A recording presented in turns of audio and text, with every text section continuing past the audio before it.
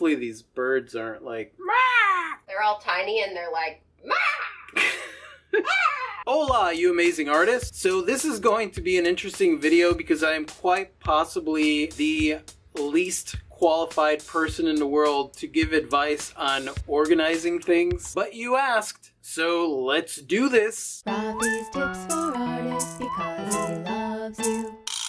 So Leandra asks, do you have trouble keeping your supplies organized? Your space always looks so nice. My yarn is a crap pile of tangles. So there's a reason why the studio is usually blurry in the background. And that's because it's jam-packed with crap. Crap that I use, crap that I may use someday, and some crap that if I were honest, I would say that I probably never use it at all. Crap that we don't even know what it is, probably. Basically what it is back there is a distracting mess that looks pleasing and inviting when it's blurry. So for this video, what I'm planning on doing is giving you a tour of the studio and showing you some of the elements that I use in my organizational skills. There is a method to my madness. Maybe. I think it's more like there's a madness to your method. Mind you, I did not prepare or clean the studio for this video. Don't judge me. On a side note, how is it that there are these artists that have these photographs of their studio and it's like all pristine and, you know, beautiful? You know what I'm talking about, right? Where it's like a white background and they're like posed in front of a canvas in front of a window and it's like perfect lighting. It's like nobody's studio is like that. I call bullshit. I know, it's like, do you even paint, bro? I am calling you out. Either you have a mess and you're hiding it from the camera. It's all messy. Art is messy. All right. Let me quit stalling because I'm stalling. And welcome to the studio. Say hi, Clee.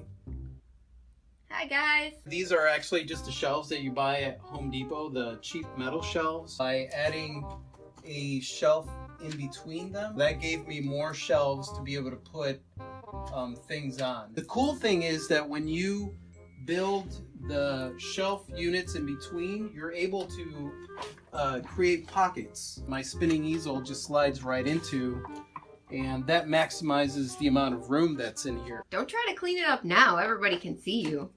I'm not trying to clean it up now. Stop filming there. If you have a bunch of containers and boxes where you could separate items specifically by the way that you're going to look for them, that's the best way to organize, at least for me, because I like to pretty much say, okay, this is a bottle, this goes here. This is this kind of paint, this color, this goes here. You end up with stuff just everywhere, no matter what. This face is so scary.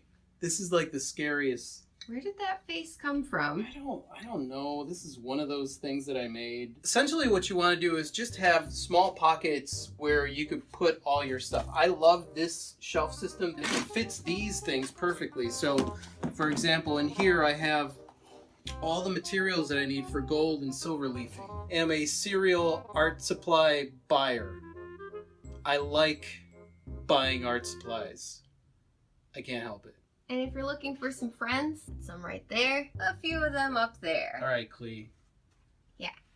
Clee's getting distracted. It's all Back busy. over here. Busy. So up here I have old shoe boxes. If you get shoe boxes, they're a good container as well, but you want to make sure that you mark them with what's in them. This is where Rafi films. Hey. Sorry, I didn't mean. Nobody wants to know that I just have a camera and 2 lights set up. Yeah, probably they do want to know. Also, one of the really cool things that I have is these crates. These are vegetable crates. They're the kind that fold up. Area where I keep old bristles from brushes. That's the official area. That is the official area right next to this lamp. Well, what's that rag doing in the official area? Don't worry about the rag. It's next to the official area. The rag's not in the official. The rag is in the official rag area. These are set on casters, so I'm able to move them around.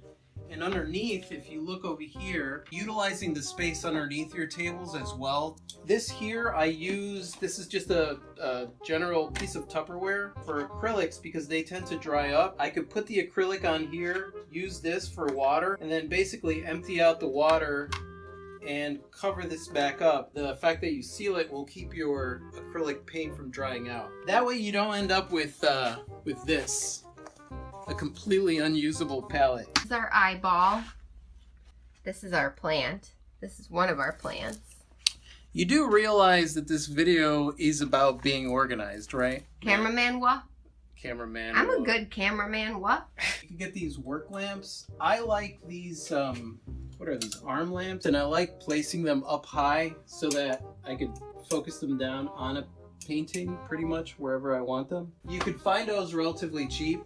And if you get them, they're a huge help. These are LED, I believe they're 60-watt daylight bulbs. You want to use daylight bulbs in your studio, or at least I do, because incandescent lights have a yellow tint to them. Obviously for my studio, because I build my own canvas, I need to have my own equipment and tools. So some of the tools that I have are, hey! Beautiful. Hey! We're filming a... If you look closely, you'll see that there is a wall that's basically built that goes all around the studio. And what that wall does is it holds up a plastic tarp that goes all the way around, so it protects, it basically seals in. This is a sealed in box. For the floor, on top of the plastic, we have a painter's canvas tarp. This is where I organize my smaller brushes. And then this shelf is meant for drying of the brushes. I'd like to say that I organize this all the time, but I don't. Sometimes it overflows and starts falling everywhere, which organizing it is not that hard. All I gotta do is open a drawer and then place brushes where they go, but I hate cleaning brushes. Rafi's sofa where he does all of his research and contemplating. Taking naps, yeah. Everything in the studio is basically held together by zip ties and clamps. So if you are planning on putting together an organized studio, zip ties and clamps are a huge, huge benefit. Yes. This is where I do my research, right here. And these are Maya goggles. Okay, we are doing a video. We're doing a video. Come back over here. This is my bench, and it's fairly organized because of who I am as a person. Beautiful. Oh God. Will you... And machines. I have fancy machines. See this machine? And this machine? And that machine. I am seriously getting a different cameraman. And here's some rocks. Oh, for crying out loud. Will you... Do I have a hard time keeping organized? I don't really have a hard time keeping organized because I'm not really that organized. I am like the laziest organized person that there is. Welcome back from the chaos of Klee, the camera person. The cameraman wah, as you called me earlier. The cameraman wah. So this wouldn't be a Rafi video unless there was some kind of cheesy ending. Oh, are you gonna talk about morals? There's a purpose to the video. Thank you very much. I'm just kidding. I like morals.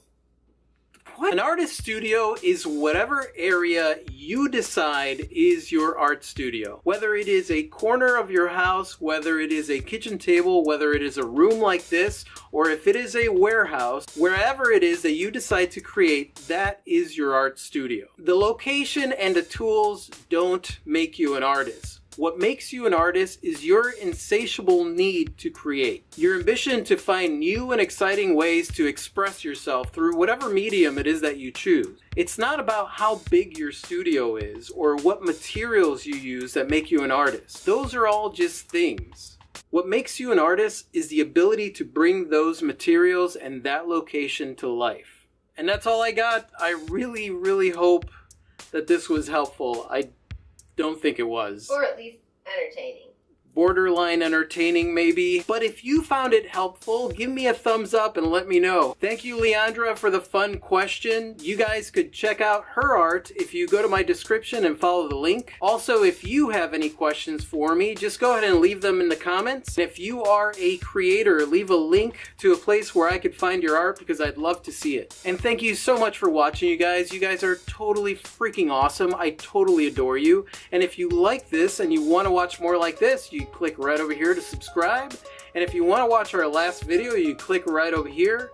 And that's it. Be awesome. No matter where you create, just be awesome. Say goodbye, Klee. Good day. Adios.